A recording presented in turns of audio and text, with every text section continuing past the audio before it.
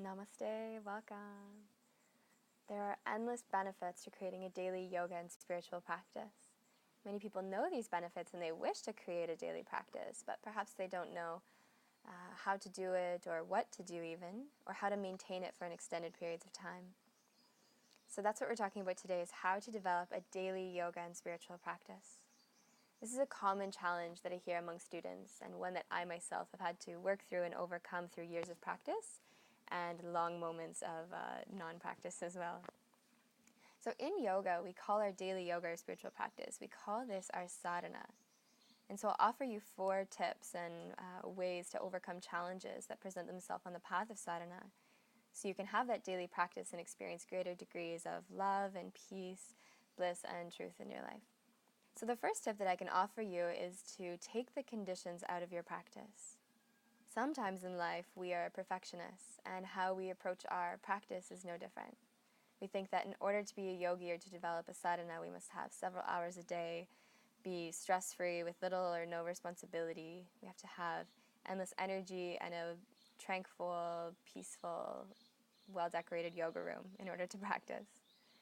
And so when we place so much emphasis on perfection, we fluctuate between intense moments of deep practice where we're practicing lots, and then we exhaust ourselves and we kind of fall out of it a little bit and we go extended periods of time with no practice at all.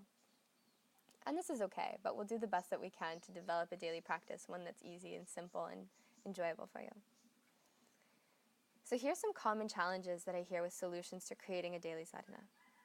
I often hear from people, I don't have time to practice. So do what you can. 5 or 10 minutes is enough.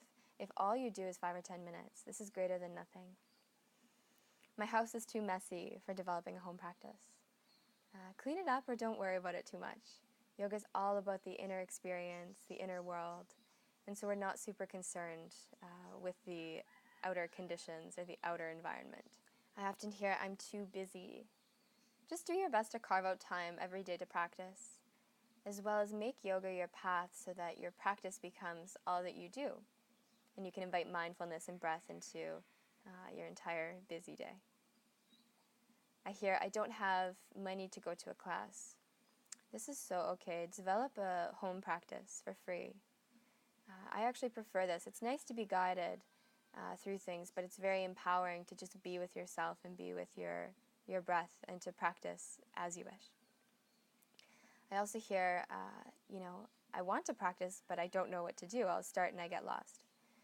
So this is okay. You can go to a local yoga class, no problem, or you can there's lots of free online yoga classes and videos and guided meditations that you can follow to kind of learn what you want your sadhana to look like, and then as you learn it, you'll memorize it and you can develop your own as you wish.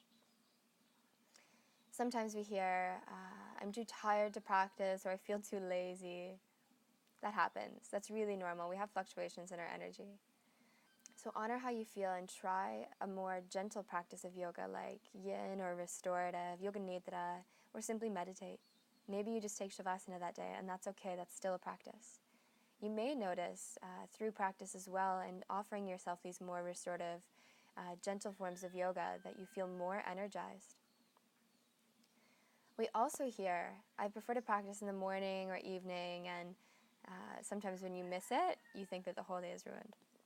Creating a routine in yoga is really valuable, but it's also important to be flexible with your practice. Practicing at a different time of the day is better than practicing not at all, right? Okay, so the second tip that I can offer you is make yoga your path. Transform your practice into your path. Make yoga your way of life and invite mindfulness, peace, and breath into all that you do. And even the most mundane, simple tasks become sacred acts of devotion and union, which is the true meaning of yoga. And while asana, the physical postures of yoga and meditation, are important and valuable pieces of the yoga puzzle, there's an infinite depth of yoga to explore as well. In Patanjali's 8 limbs of yoga and the Yoga Sutras, the 2 founding limbs of yoga, the yamas and niyamas, are a moral code of ethics which we can follow to interact peacefully with our outer world, as well as with our inner experience. The yamas teach us a path of nonviolence, honesty, non-stealing, moderation, and non-attachment. And the niyamas encourage us to live a life of purity, contentment, self-discipline, self-study, and surrender. As Dharma Mitra says, no yamas, no yoga. So if all you do is practice non-violence, ahimsa, the first of the yamas in your spiritual practice, you are already the greatest yogi. You don't have to do anything else. So transform your practice from an act of discipline into an act of devotion, and your practice becomes an empowering, sacred, infinite opportunity and choice to connect with yourself, your truth, and unite with divinity. So the third tip that I can offer you is to create ease within your practice. Life, yoga, and meditation, they can be challenging enough, so there's no need to make things harder than they need to be. The practice of yoga is powerful, but it's very subtle. Give yourself the permission to be gentle with yourself and with your practice. When we push ourselves too hard in our practice, we exhaust ourselves, and that's when we kind of fall off the yoga wagon for a period of time. So practice as much as possible, but consistent, shorter, and more frequent practices will benefit you more than longer, more intense practices done less frequently. I invite you to create a practice that is simple, peaceful, and enjoyable so that you feel more drawn to practicing more frequently. If slowing down your practice helps, do this. If using props or sitting in a chair to meditate allows you to feel more comfortable, do this too. If doing less yoga postures and more meditation or chanting or breathing exercises feels good, then do this. If you prefer meditating in the morning or the evening, before or after asana, do as you wish. Create ease in your practice. Okay, and the fourth tip that I can offer you is to make a ritual of your practice. As much as possible, try to create a daily routine, or better yet, make it a ritual, an act of devotion. Sculpt out time every day to practice, even if it's only for 5 or 10 minutes. And as best as you can, try to make it consistent. Develop a routine time to practice, and this will give instructions to your subconscious mind and may allow you to go into deeper states of meditation and experience more through your yoga asana. Explore the infinity of yoga.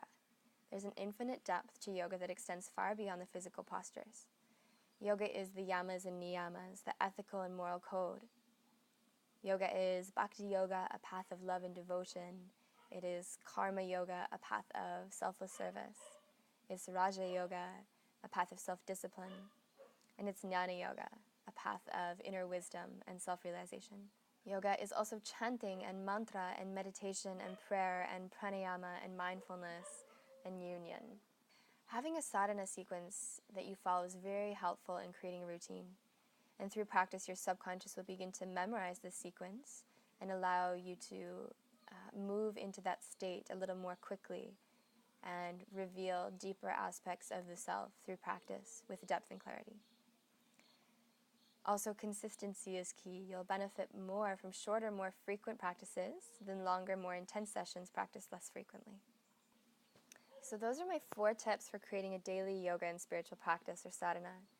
Creating a daily spiritual practice is one of the greatest gifts that you can offer yourself, so you can experience greater degrees of love, bliss, truth, and freedom in your life. Take the conditions out of your practice, make your yoga your path, create a practice that you love and make a daily ritual of it, and begin your sadhana today.